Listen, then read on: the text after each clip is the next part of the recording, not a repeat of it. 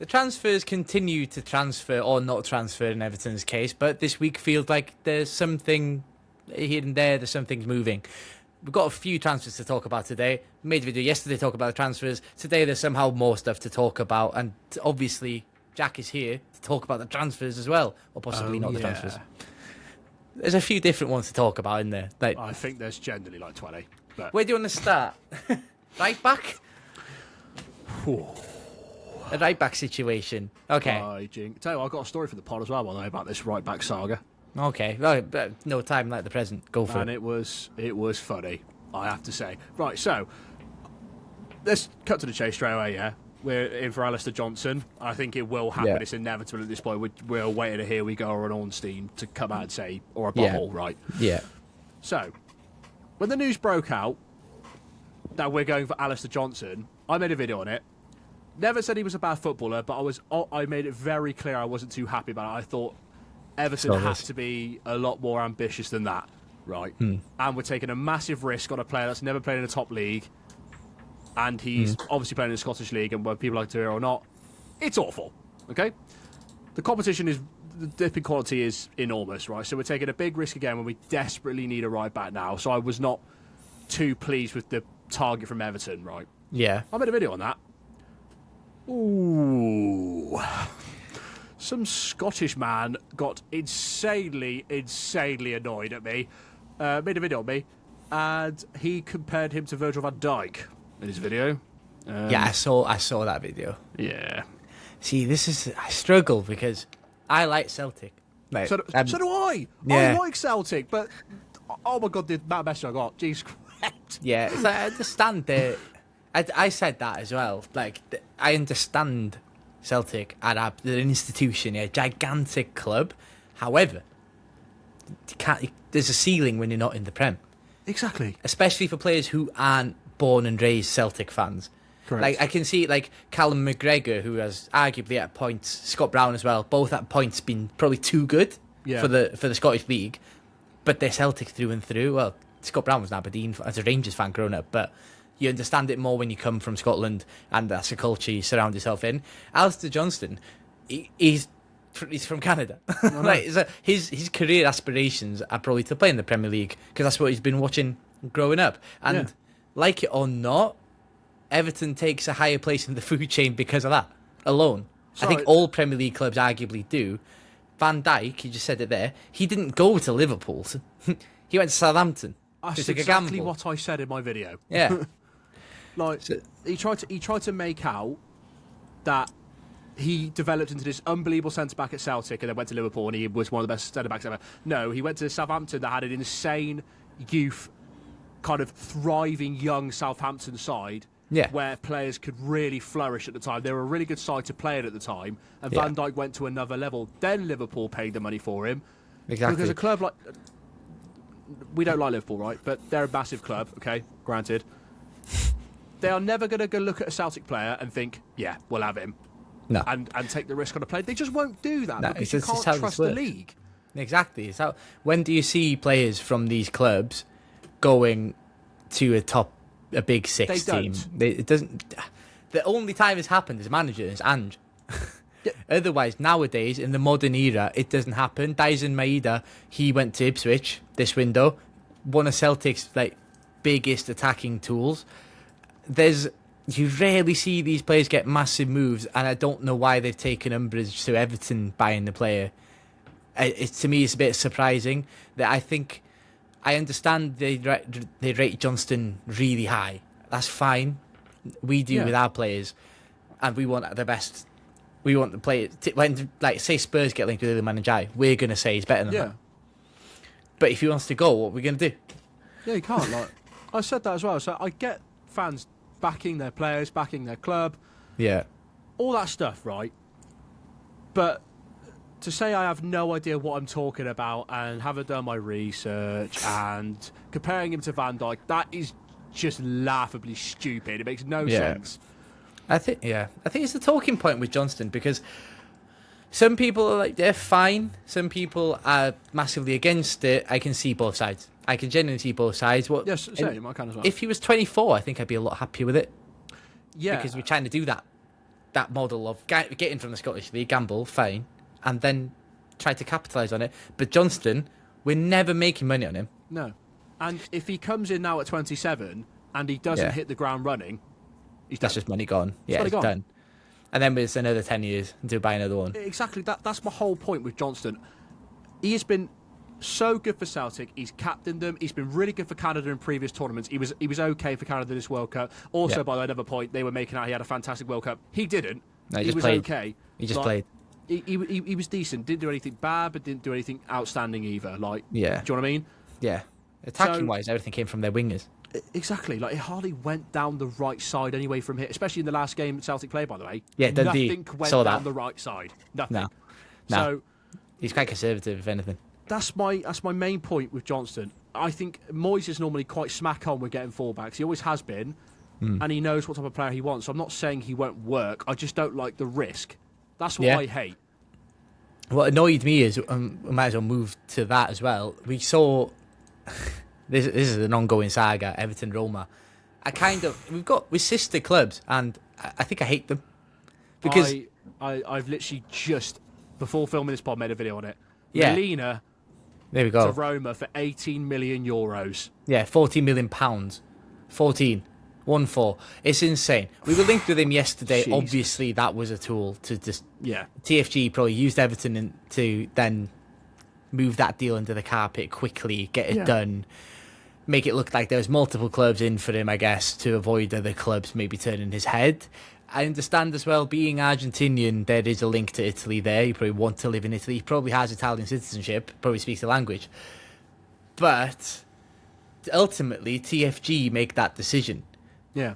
And they decide things for both clubs. I understand both teams have higher ups that are different. Like they don't work across the board. But surely there's a way of saying, listen, lads, you've got 3 right backs. We've got 4. They've got 4 right backs. We haven't got any chance. The only thing I think this has massively messed us up is that Roma finished in the Champions League spots. Yeah. So ironically, as we were talking about Celtic food chain, I think we're taking a back seat a bit. We are being served up and munched away. We are. And but at the same time, yes, they finished Champions League spots, and yes, they're a massive club. But we are also a massive club, and we're in the Premier League. So it shouldn't be. We shouldn't be. I see us getting food chained with certain aspects, but not right back. Now, from a business perspective, it doesn't make any sense either, because you get more money for finishing 10th in the Premier League than you do for winning Serie A. Exactly. Like, do you know what I mean? Like, if you co-own both clubs, if you're a founder of both clubs, you shouldn't saturate one when it is in dying need of a right back. Like we literally haven't got one, mate. Nah, this is it. And the people are debating Molina or Johnston. Get out! I can't believe that it's even a conversation. Molina's a player who's played for Atletico Madrid under Diego Simeone. Simeone clearly rates him, starts him every other game because they have Marcos Llorente there, who's one of the best in the world at centre mid and at right back. Of course he's going to play. But Molina to be playing every other week or coming off the bench for Atletico Madrid, and to then have 65 caps for Argentina, won the World Cup. Like the gulf in quality, even CVs there. One's 27, Johnston, Molina's 28. I just don't can't get my head around why that was a debate. And I said it yesterday on Twitter that it's got to be Molina if there's a choice. And there are people saying, it's clearly Johnston, and I've seen him play for my country, Canada. And I'm like, oh yeah, of course then.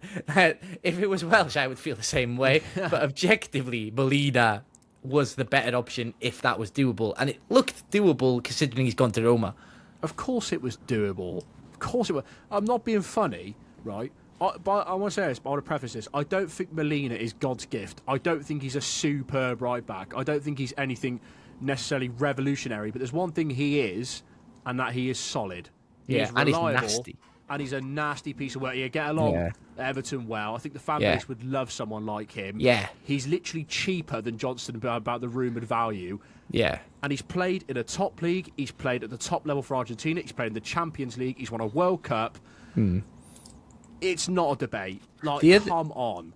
The other theory I had about Molina was that maybe Everton put it out there that we were interested in him to maybe speed the Johnston deal along. Yeah, I was that is also dragging. going to say that. Yeah, But there's a factor in the Johnston deal that means we probably can't speed it along. That Celtic want him for that Champions League qualifier they've got.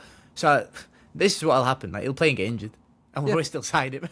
yeah, probably, yeah. So then we've got nobody, and then we're looking at Riddle Baku. That's how you say it? Yeah, Riddle Baku. Yeah. So Baku is a lot more attacking. Like, I'm going to pull up his stats here, but like people are saying they'd prefer him. I don't know. I really don't know. I'm also not entirely convinced. No. This is a winger. He used to be a winger. He's also 28, born a year before me, which makes me feel very old. Last season, 2 goals, 3 assists, but 10 big chances created, so probably should have had about 6 or 8 assists maybe. They'd been at Leipzig for a year, 18 months. They signed him for 4.5 mil. Was he former Wolfsburg? He was. Yeah. 10 million they paid for him. Yeah. So I've he's been watched him a couple about. of times, but Yeah, and he is a winger. He was a winger at Wolfsburg, and it's only at Leipzig that he's gone to right back because they play in a narrow formation that requires requires fullbacks to be wing backs pretty much. Yeah, I was going to say he is not a fullback. He is a wing back, isn't he? He is a set-on wing back. He's not in a back four kind of fullback player, is he? So I wasn't entirely convinced by that anyway. Really. And the danger with that is if you're playing, it's fine, bring him in, attacking fullback, fine, exciting. However, danger with that is there's no way on earth that we have 2 of them, left back and right back. No. And I want to see Asnu. Agreed. Smack on. I absolutely 100% agree. Yeah. And if you're going off realism and a realistic profile, I think Molina would have been absolutely perfect. He's okay going forward. Like he's got legs for days. He's got a strike on him as well. But he's a nasty defender, and he's played multiple times in a back four. Reliable there. He's been reliable for Argentina. Like perfect. With nobody helping him, nobody in front of him helping him. Smack on. Like I say, I don't think he's incredible, but I think he would have been a really good short-term, kind of player for Everton. Yeah, 3 seasons.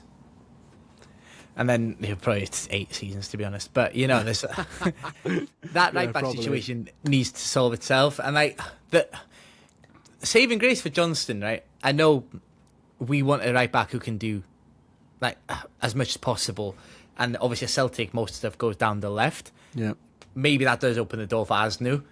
And if it doesn't, and then we're left with a bit of a flat, bland back four.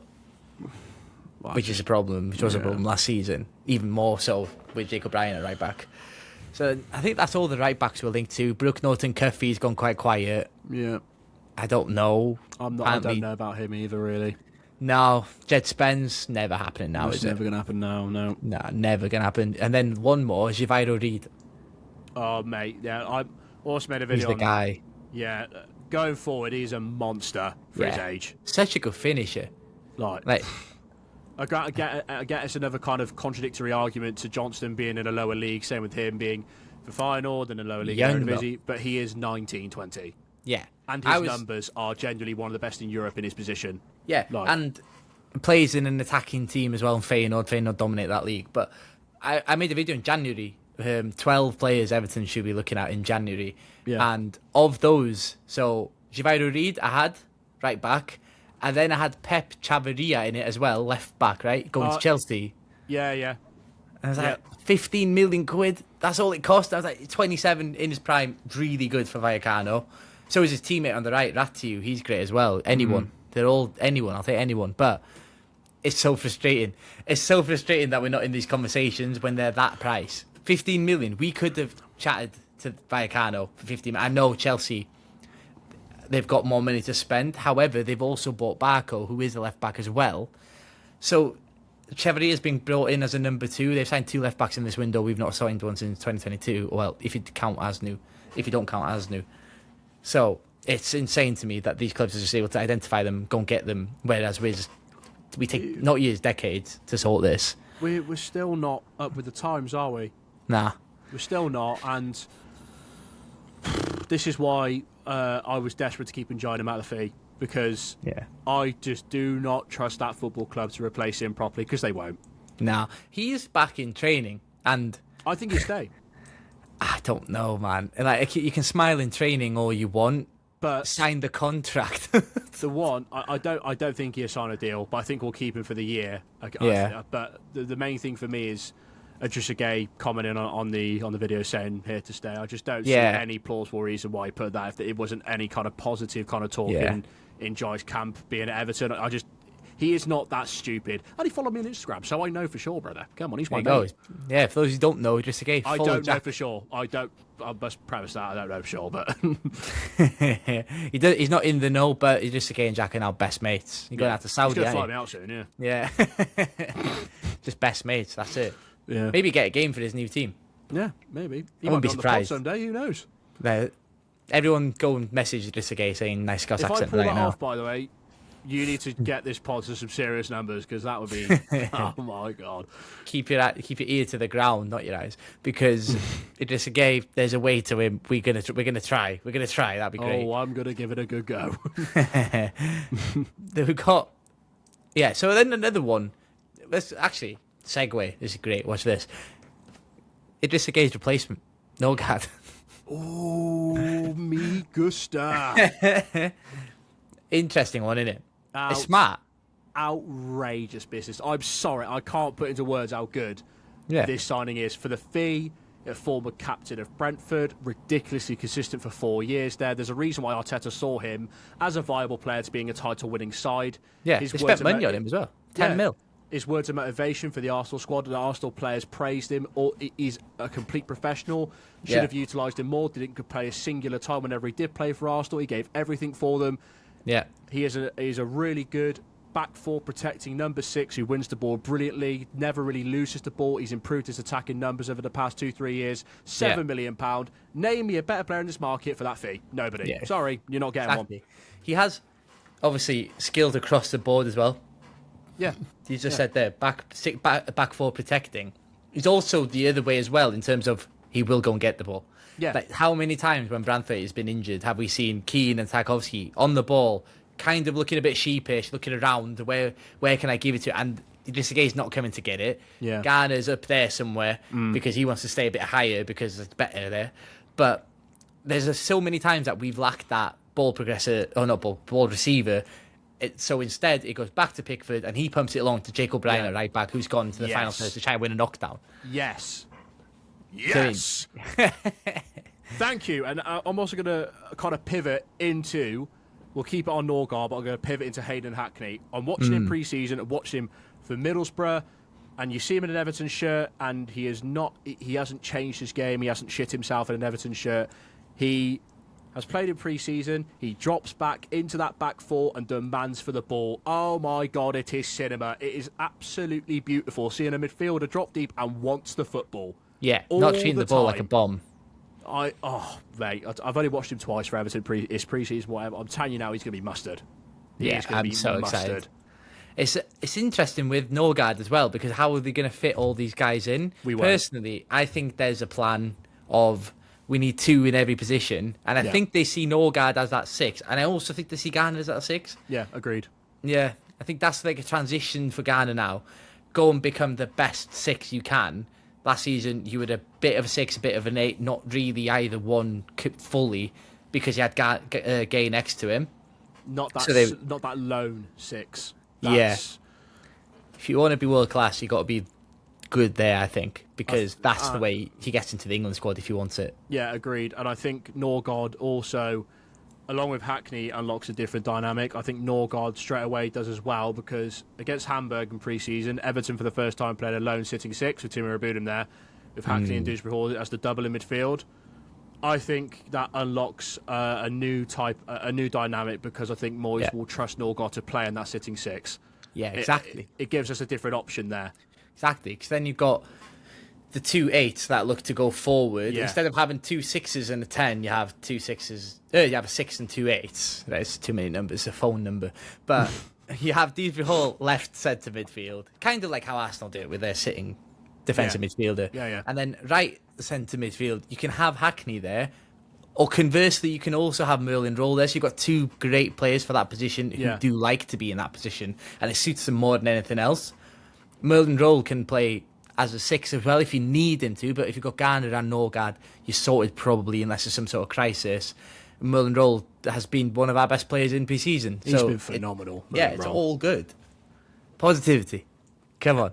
Positivity. However, we play Bolton and Stoke and have one shot on target. So that's it. Yeah. Slightly worrying still. I can't lie to you. You're attacking potent at the minute. I'll tell you another one. Cue the hate comments because it's coming. I don't care though. I think Tierno Barry's had a really good pre-season. He looks like a much better footballer, much better first touch. Yeah. Looks a lot more combative. And I don't know if you heard this, by the way, but I'm pretty sure Tierno Barry played the whole of last season with a dislocated shoulder. Do you know why he was wearing that band on his shoulder? That's interesting. I think it came out he was struggling with a dislocated shoulder for the entire season. So maybe that makes a lot of sense. Maybe that's why he wasn't as combative as we wanted him to be. But be interesting. He looks like a better footballer this pre-season. Yeah, he looks quicker and sharper. Yeah. Like he bulldozed through Hamburg's defence. Like that is the definition of you don't need to be the most skillful player on the pitch to cause chaos. Correct. Like, I think Beto has been a good example of that for a long time now. He's generally one of the worst footballers I've ever seen, but he can cause massive problems when you feed him in the right areas. And I don't think Barry's been exceptionally. Looks like an amazing footballer in pre-season, but he looks a lot more sharp. His first touch is much better than previous seasons. He seems a bit more combative.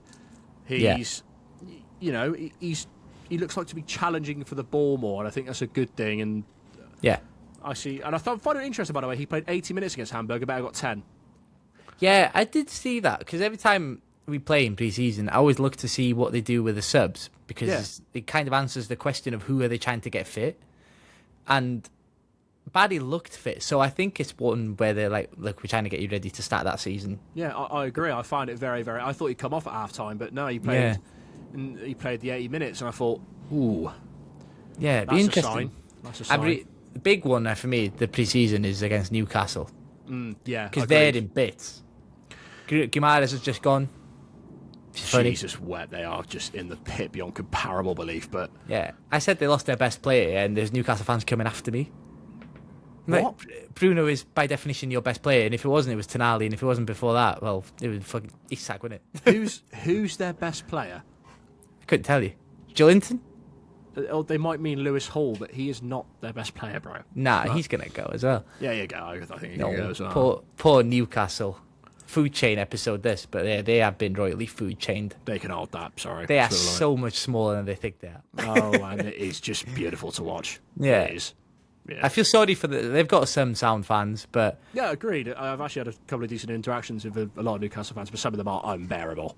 Yeah, exactly. So, it's just take the medicine a bit. Eddie Howe's left, stinks of Everton. Yeah. I've got a bit of a theory on this managerial thing, right? Because there's Marco Rosa, Bournemouth manager. He's the 12th longest serving in the league now. So there's so many new managers in this league. Yeah, there is, isn't there? Yeah, and interestingly as well, right? There's available managers at different calibers that haven't got a job. So top big six, Nagelsmann. He could go to any of those. And then you go down a bit, Thomas Frank could go mid-table, so could Eddie Howe. Then obviously lower down you go, relegation scrapping teams, like they're probably looking at like Sean Dyche or Nuno. Don't think Nuno's got a job. But that type of manager, Vitor Pereira. So there's options for every team in the league based on their situation, and when multiple teams may be needing to look to change managers, they're all going to be going for that same pool of managers, meaning that there'll be more sackings. Yeah. Because they'll pull the trigger. Palace, I think he could be first to be sacked, Pierre, because he's trying to replicate Glasner's tactics in pre-season and it's not working. But I think watch this space. I think Everton will hold their nerve. I think it takes a lot to get sacked at Everton. Unless you're Rafa. I think it reeks of the fan base being unhappy with Moyes. Yeah. It goes wrong. By December, he's gone. And we get Eddie Howe in. Yeah, TFG do buckle as well. So at Roma, they sacked De Rossi. Yeah, who's a legend. Club legend, an absolute legend. So if they want people out, they want people out. They sacked Mourinho as well. Yep. Who won them a trophy, which is nuts. But, like they've not had to do it yet, have they? No. Obviously, Dyche kind of gone before they came in, the decision was made, wasn't it? But it'd be interesting to see when there's available managers. That I've always thought Thomas Frank would be our manager. when he was at Brentford. I thought we would go out and get him at one point, but he went and stunk out the gaff at Spurs. But we know that Spurs was an outlier because everybody stunk at the Spurs. So yeah, there's managers available. Is all I'm saying. Not pushing for Moyes to get sacked. Yeah, no, neither am I. Yeah, I want to make that clear. I do. I love David Moyes, but he is also an infuriating manager. And there is a stat came out. I was going to make a video on this, but I was far too busy. Didn't get time to make it.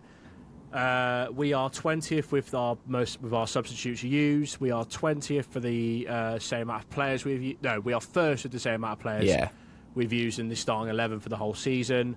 And we are 20th for... I'm struggling to remember the stat off the top of my head, but it is also to do with squad rotation. Yeah. That is not good enough. No, that's how players need to come to the end of the season and need surgeries. Garner, for example. Yeah. Grealish workload. But anyway, there's still more transfers to get through. Big one, Jonathan Rowe. Everton, according to, who was he called? Nicolo Shira.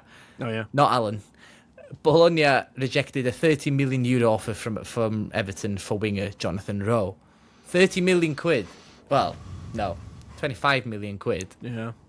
It's an interesting one because I didn't think we would go for a winger, but this is very Moyes style in terms of pure pace. He's kind of the total opposite to Dibbling. Yeah. But for Bologna, he played on the left. Yeah. I was about to say when you said Dibbling because I swear. Yeah. Jonathan Rowe's predominantly been off the left and sometimes down the middle, I think, for Bologna. Yeah, striker for England in the 21s. Yeah. But the thing is that the left winger don't make any sense to me if Njai stays. Yeah, and we want Grealish back as well. Yeah. What we did, and then we just got Dibbling. See, we also have got McNeil. Like people forget that McNeil's still an Everton player. He's gone, bro. Come on. There's another one. Speaking of left wingers, is it Yilmaz? Yeah. So Yilmaz, Alper Yilmaz. I've seen him play live twice against Wales for Turkey. I watched him for Turkey as well. Yeah, both times he looks like a pit bull and he looks dangerous. But we're confusing that with the illusion of being dangerous because he looks busy, but he's not. He doesn't do anything. I was about to say that. Yeah. He's an unorthodox winger. I think how tall is he? 6'1"? Yeah, he's quite a big lad. He's built as well, isn't he? Let me pull it up. Bad is Alper Yilmaz, 186 centimetres. Yeah, so about 6'1". Yeah, 6'1", 6 foot. He is. I just don't. And as well, by the way, let me make this clear, which is why I just think this absolutely honks. If you're not aware, viewers, Galatasaray are demanding a fee upwards of €50 million for this man. That is hideous. Their fans are buzzing about us potentially buying him. They want us to buy him. Yeah, that is a horrendous sign. It's mental because you see his stats here. Like last season, 8 goals, 11 assists, 2.0 key passes per game, 1.6 dribbles per game. It's really high. So it's weird, isn't it? Because he's got. Do you know what? He's got bozo gene. Yeah. Where he's through and he does something you thought that wasn't possible in the sense of it being the worst thing you've seen. Kind of like making another comparison, like Darwin Núñez type. Yeah. But he looks good and busy, but he's evidently not. That's a great comparison, I think, for Yilmaz. Like someone like Darwin Núñez, yeah. Really busy. He could be, looks like a footballer. He looks like a footballer, plays like a footballer, can be dangerous, and quite a confident footballer. But he also makes things look extremely difficult, like he's wearing Birkenstocks and Timberland boots. Like he's one of them players. Like, and I think a step up in the Premier League, paying that fee. God, hell no, I'm heavily against that, bro. Sorry. I've still got scars of Cenk Tosun, man. Yeah, man, and me. He was meant to be good. His goal record for Besiktas was gross, by the way. Yeah, and that's a difficult. No, it's not difficult. But it's a decent standard league. It's way higher than Scottish League. Yeah, valid, by the way. Facts. Yeah, so it's insane to me that for Turkey against USA, I know they were already out, but he got a goal, he got an assist, played well. Yeah, but it's weird. I can see why Everton would probably want him. He's obviously combative, nasty winger, kind of can carry the ball. He's like Adama Traore to a point. I think Adama Traore would get these numbers in Turkey though, because the top 4 teams are great, really good teams. Do well in the Champions League, do well in Europa League. But then when you go down the table and you're looking at like Kasim Passa and Istanbul Basaksehir and things, you're like, okay, come on, like, who realistically there is Premier League standard. Like, players go to retire there. Yeah. Like, Daniel Sturridge went there to retire and he walked it for a while. You see, like, Samuel Eto'o went there, walked it after leaving us. Yeah, exactly. Like, yes, he plays with Galatasaray. Yes, he plays in the Champions League. Yes, he plays for Turkey. It's the exact same concept with Johnston. Yes, he plays for Canada. Yes, he's played in the Champions League, which is what a lot of the Celtic fans that were seething with me were saying to me, like, oh yeah, he's not playing the top league, but he's played Champions League football. He's played for Canada. Yeah, he's played Champions League football because he plays for Celtic. What did Celtic do in the Championship? Champions League, sorry. Yeah, you could play Champions League football for TNS. I'm not being funny. It doesn't matter if you play Champions League football for a club who know they aren't going anywhere in it. It's not a valid argument for me at all. Exactly. I've got his last Champions League game up here. It was against Kairat Almaty. He finished 0-0, so the Kazakhstan champions. He played. I know he had a great game against Bayern. Yeah, that's true. Credit, fair enough, but in this game he played 35 minutes, got subbed off, injured. That's also a worry. Oh, that I actually should have said that in my video. To be in the context of what I was saying earlier. I always think it's a heavy risk because he's just come off the back of a rough injury throughout the season as well. Yeah, I should have probably said that and made that clear. Yeah, and when it's a World Cup as well, like there's also, this is cynical, but you could also think that maybe he was playing injured there as well and playing through injections because it's only every 4 years. So people do push themselves and then you go and see them disappear. It's very much plausible. There's a heavy amount of it. I think England players do now. Declan Rice was a perfect example of that, playing all tournament throughout an injury. Yeah, but players do it to play for their country. It happens, and yeah, like I just think. Did Alistair Johnson come back for Celtic before the World Cup? That's a great question. Because he played 7 games for Celtic last season, so I'm almost certain he didn't. Or unless I think if he did come back, it was 1 game or 2, and he came on in the other one to come back in. He played in April, and then he played in May. He played 4 games in May. And then he played 5 times in May, but before that, nothing. Yeah, he went. His last game for Celtic last season, he played against Sturm Graz, Austrian team, on the 23rd of October, and then didn't play until the 25th of April. So that's bang on 6 months and 2 days. So that's rough. I'm not trying to downplay him as a player. I just don't like the risk. Medicals. So medicals are for. Medicals are for. I just really don't. I just really don't like it. Like, yeah, I don't know, man. Speaking of risk, a few different players that are associated with that word that Everton are linked with. First one, Liam Delap. The links don't go away. He's probably Chelsea's 5th choice striker now. So they've got João Pedro, they've got the Kazakhstani lad Satpayev, who is class, and then they've got Welbeck. They've got Nicholas Jackson, who might go, yes, but that makes Liam Delap number 5. Oh, he's got to go. Depends on the fee for me. He's loan, or a loan, maybe a loan. Loan, but I'll tell you, what we inquired about again is Kafana from Leverkusen, which is quite frankly unbelievable and mental because he's one of the best and biggest upcoming young strikers in world football right now. But Everton inquire about him. Yeah, Jesus Christ. I inquired to Kim Kardashian yesterday. I've waiting to hear back. Many birds, but no, I actually don't. But if I did, it would probably fold. Got 8k followers on Instagram now. He just goes and messages him. Like, you know, 10k, bro. Come on. There we go. Go and follow. Get up. They can message all the bits. Yeah. So Liam Delap, meh.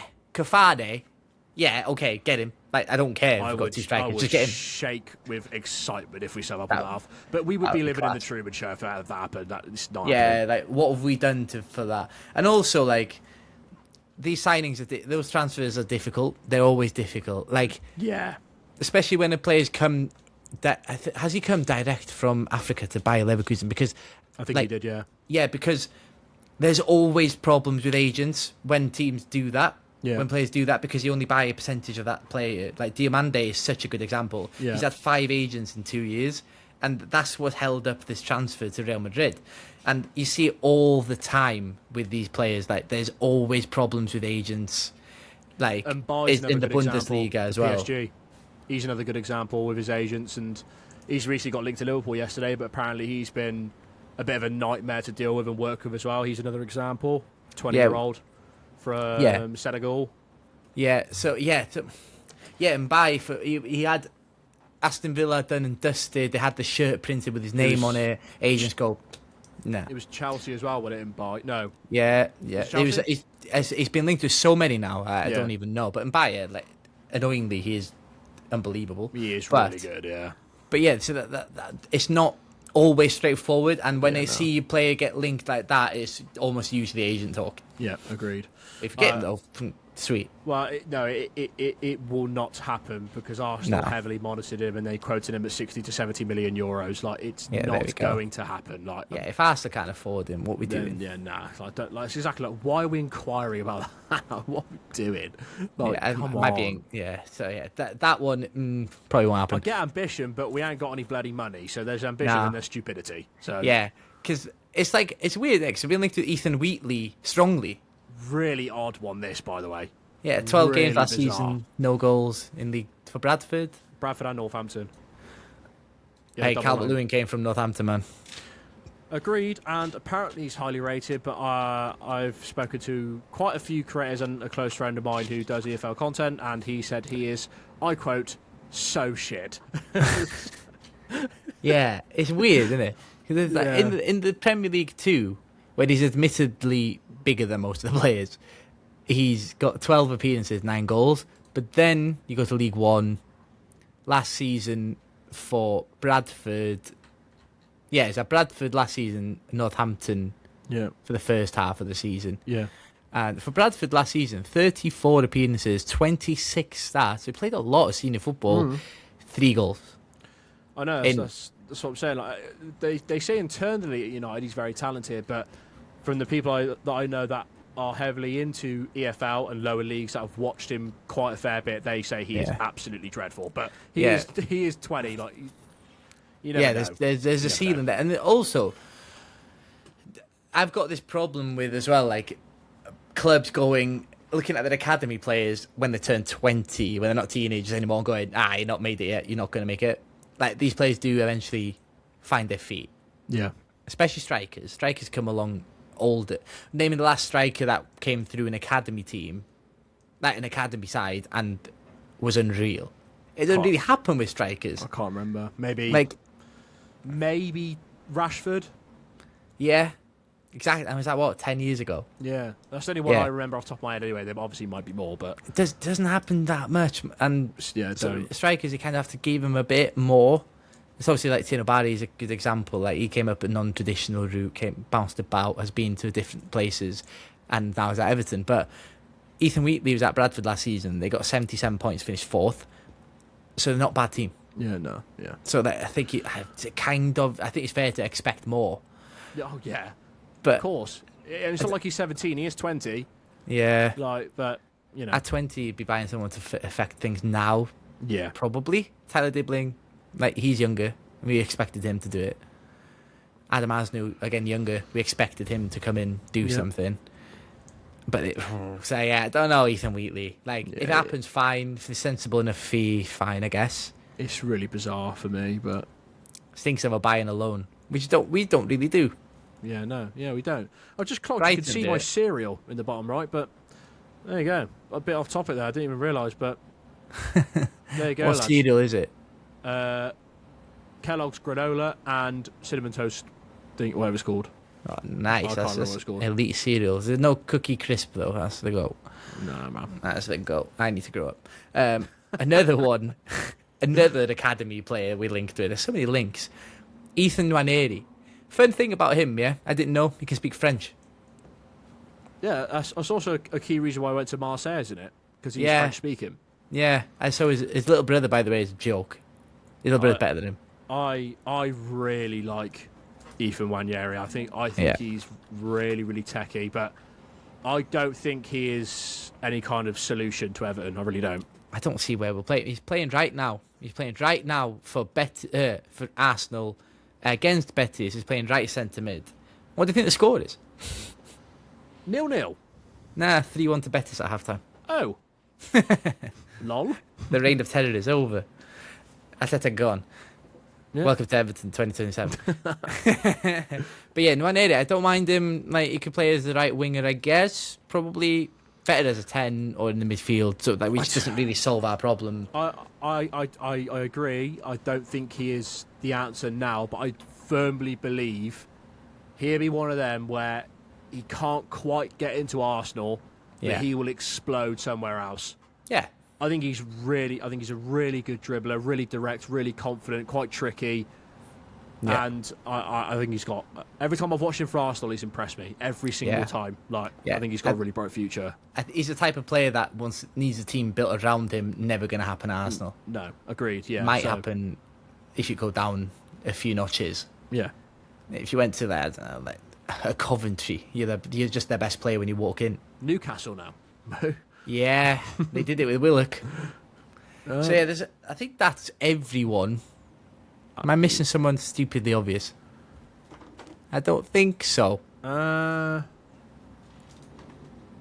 have I made a video on? I'll look at the bookmarks. Yeah, Jonathan Rowe. Also, I saw that there's an account on Twitter that does my head in. It's called EFC Truth and Opinions. And it's just an angry person. Oh, God, I've seen him. Yeah. You've seen this picture? It's Barry's foot riding the bike, and he's got socks that have got the French flag on him, and then Barry I've 11. seen it. Why have I gone so red? I don't know. You feel embarrassed.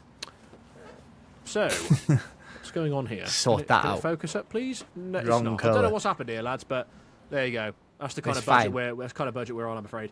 I saw the picture. Like the video. Yeah, please help. Yeah, Barry's socks is the end of. I don't know. Somebody's head's fallen off and rolling down the street there, but you know that kind of willingness to post that. You need to look yourself in the mirror. Yeah, mate. Yeah, exactly. It's from a video as well. Like, you've watched that video to its entirety, mate. Anyway, yeah, exactly. I think that's all the Everton transfer linked. Do you think see? So. Quick one. You seen Odyssey? The Odyssey. Yeah. Yeah. It's all right with it. Oh, it was mid. I didn't like it. Oh, I'm gonna get some pelters for that. I can feel it, but I'm sorry. It was quite fine, mid. It was fine. It was a good film. I'll tell you what nicely didn't shot. help. I'll tell you what didn't help my and my mates' viewing experience. The aircon broke a quarter way through the film. Oh. So it was roasting. That's bad. That is bad. 3-hour film as well. And if you've not seen it, now's the time to click off. But one problem with that film. Cyclops didn't do anything wrong, man. Human. Yeah, I know. He's done nothing wrong. He's just chilling with his sheep. Stand your ground, bro. You should have murked them all, bro. Like, if we're an eel.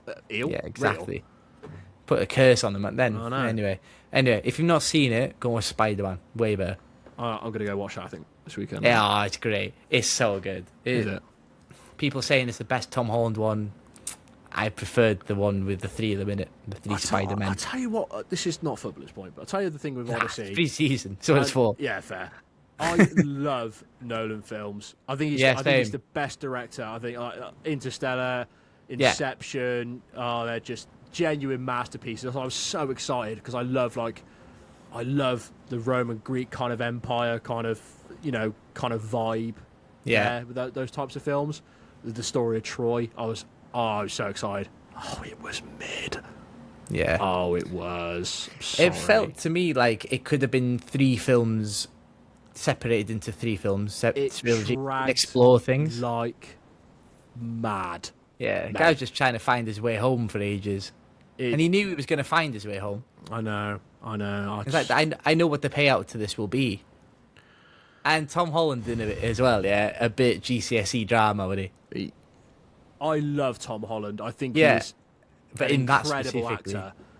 But in that role specifically, man, I just didn't quite work. It didn't quite work for me, did it? But no. But anyway, if you've seen Odyssey, the Odyssey, let us know what you thought. I would give it a 7 out of 10. I'm not in a rush to watch it again. I'd give it a 6.5. Whoa. That's definitely ruined by the aircon breaking, which was horrendous. But it might be a bit bias going on here. But yeah. But yeah, anyway, I think until we have more transfer rumours to talk about, that's it. Off on holiday next week, so Bursh. Yeah, all good. Nobody messaged me. Or messaged me. Nobody messaged me anyway. Yeah, neither, Right. So. Until next time, goodbye and up the toffees because we need... Right, Peace! back.